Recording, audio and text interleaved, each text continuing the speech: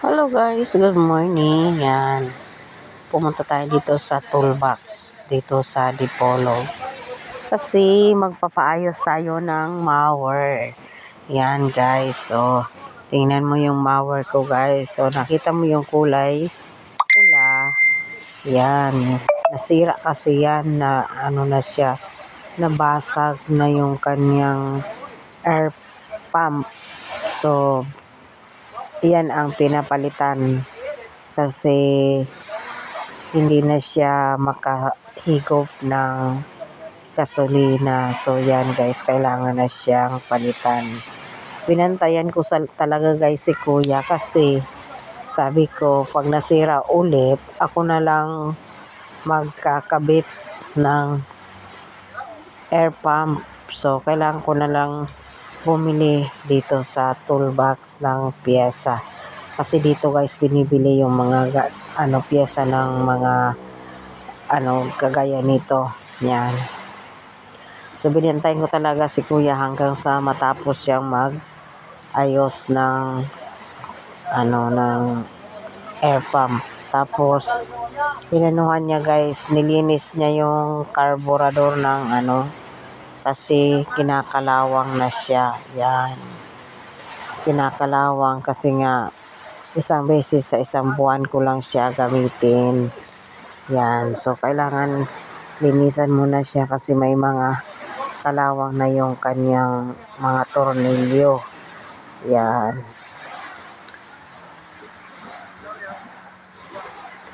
Yan no, si kuya o kaayo.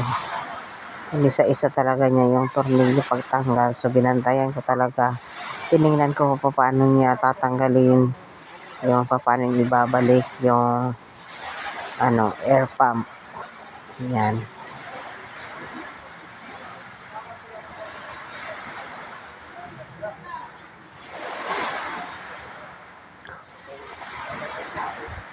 So, yun, sa medyo matagal-tagal na paghihintay ko guys, natapos din yung kanyang pag-aayos. Yan. Binalik na niya yung tornilyo doon sa, sa air pump.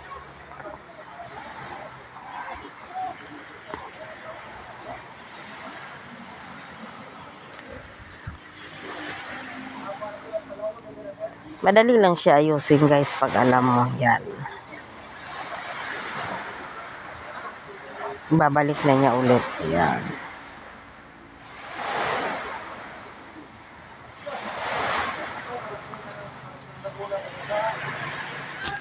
Yan yung hose na maliit yon yung nakakonect doon sa air pump. So kailangan makasuyop yon ng gasolina galing sa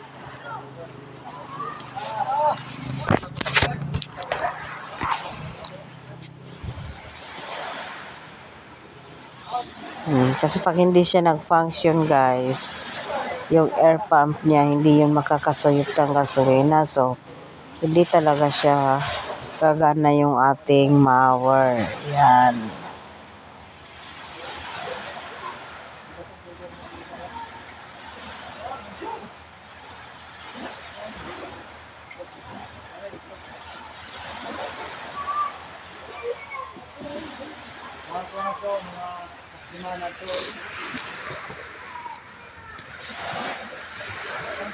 Yan, tinistingan ni kuya kung mag-pump na ba yung ating mower.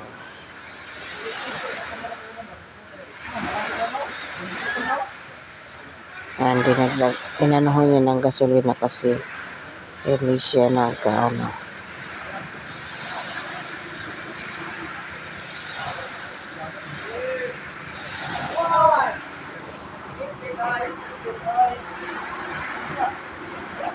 Yan. Natapos ka guys, yan, nakauwi na ako dito sa aming tambayan. So ngayon naman lalagyan ko na siya ng nylon thread para magamit ko na, matistingan ko na yung ating mower. Yan.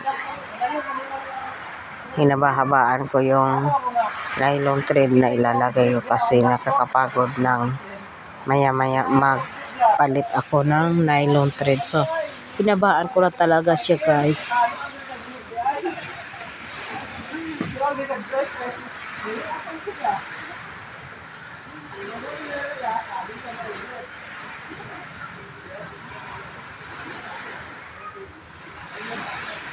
Yan, pag nagmamower ako, kailangan ko talaga magsuot ng ganito guys. Magbuta kasi masakit tumalsik yung mga bato-bato. Yan.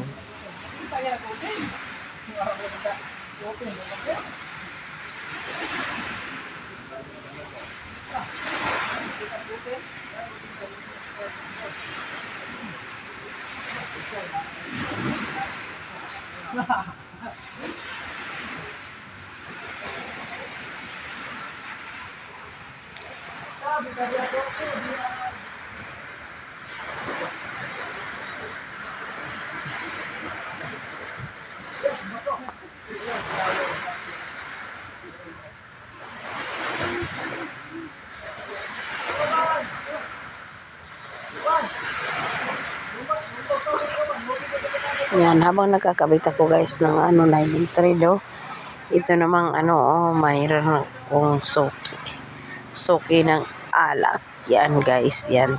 Tayo muna ako at ilagay ko muna sa lagayan yung benta ko ng alak. So yan, maglagay ako ng towel dito sa balikat ko guys para hindi masakit. Hindi mabigatan yung ko, balikat ko ng mower. Yan, maglagay ako ng outfit ko.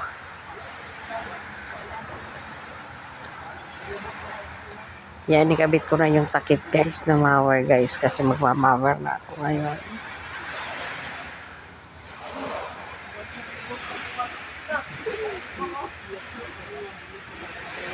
Yan.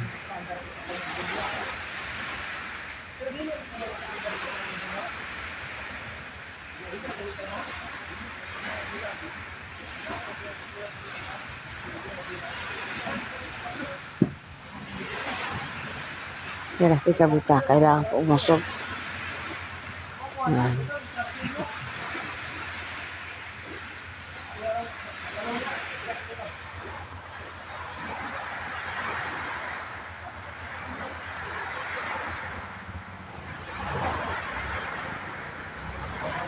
Yan, nakabit ko na guys. Yan, pansin mo guys yung yan, ang haba ng nylon ko. Yan, di ko na siya puputulan, no? Pwede na to. Yan. Magkabit ako ng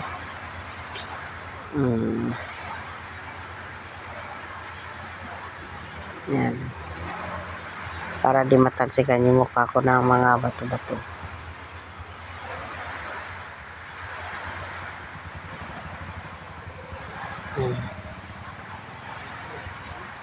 Maglagay ako ng face shield.